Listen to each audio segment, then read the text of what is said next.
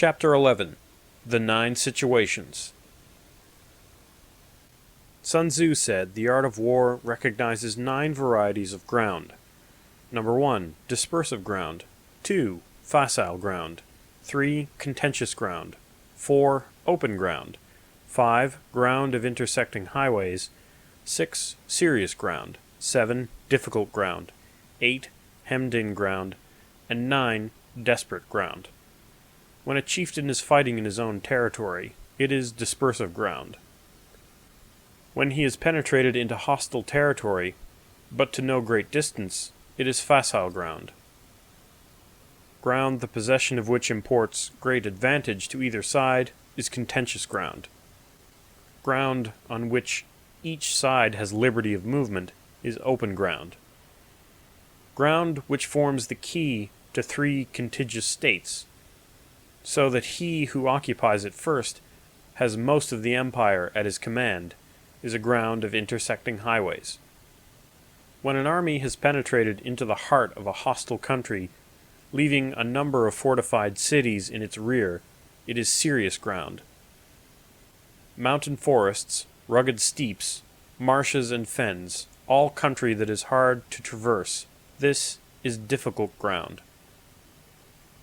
Ground which is reached through narrow gorges, and from which we can only retire by tortuous paths, so that a small number of the enemy would suffice to crush a large body of our men.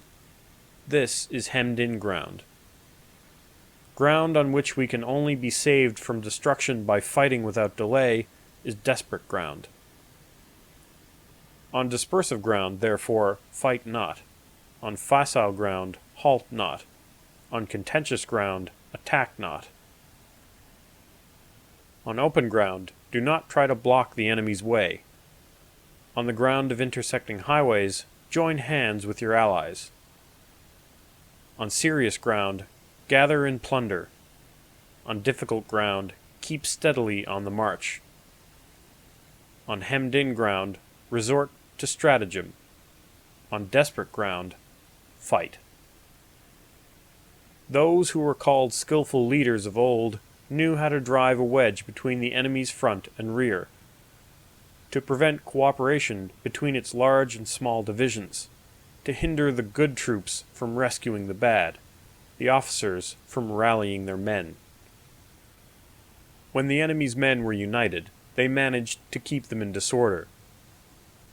When it was to their advantage, they made a forward move. When otherwise, they stopped still.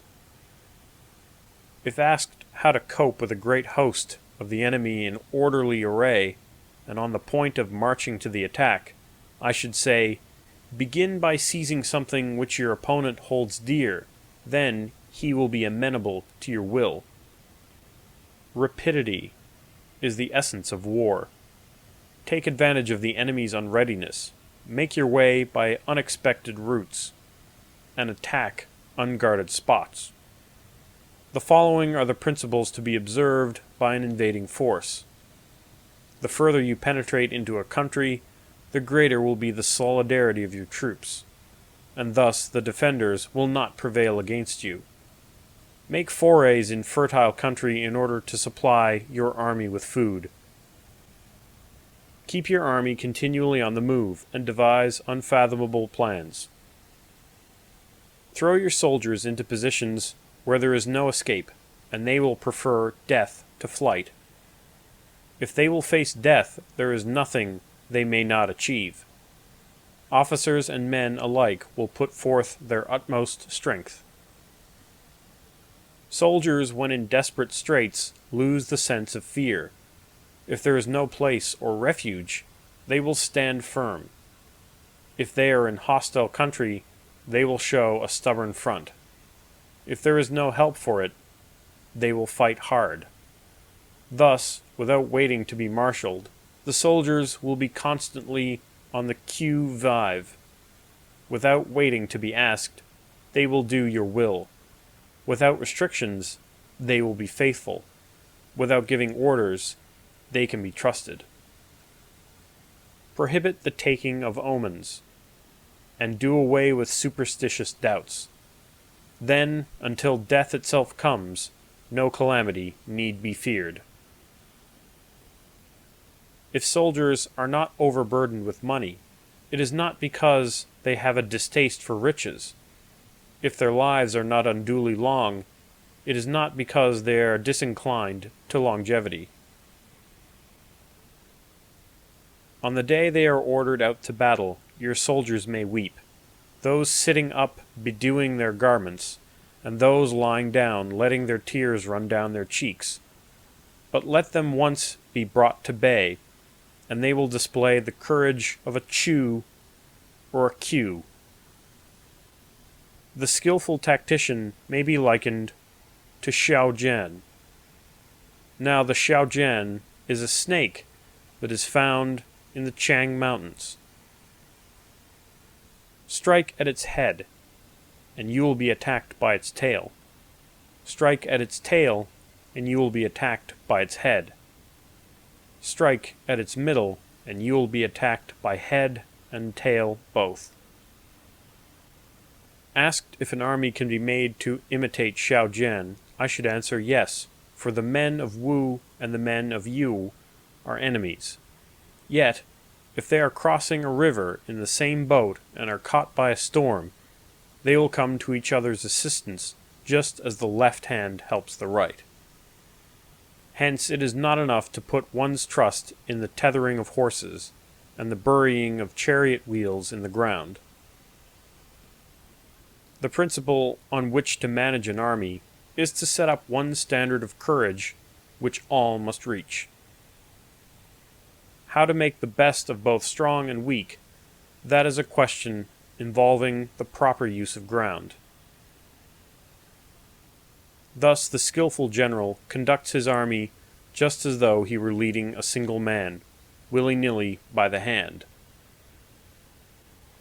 It is the business of a general to be quiet and thus ensure security, upright and just, and thus maintain order. He must be able to mystify his officers and men by false reports and appearances, and thus keep them in total ignorance. By altering his arrangements and changing his plans, he keeps the enemy without definitive knowledge. By altering his arrangements and changing his plans, he keeps the enemy without definite knowledge. By shifting his camp and taking circuitous routes, he prevents the enemy from anticipating his purpose. At the critical moment, the leader of an army acts like one who has climbed up a height, and then kicks away the ladder behind him. He carries his men deep into hostile territory before he shows his hand. He burns his boats and breaks his cooking pots. Like a shepherd driving a flock of sheep, he drives his men this way and that, and nothing knows whither he is going. To muster his host and bring it into danger, this may be termed the business of the general. The different measures suited to the 9 varieties of ground, the expectancy of aggressive or defensive tactics, and the fundamental laws of human nature, these are things that must most certainly be studied. When invading hostile territory, the general principle is that penetrating deeply brings cohesion. Penetrating but a short way means dispersion.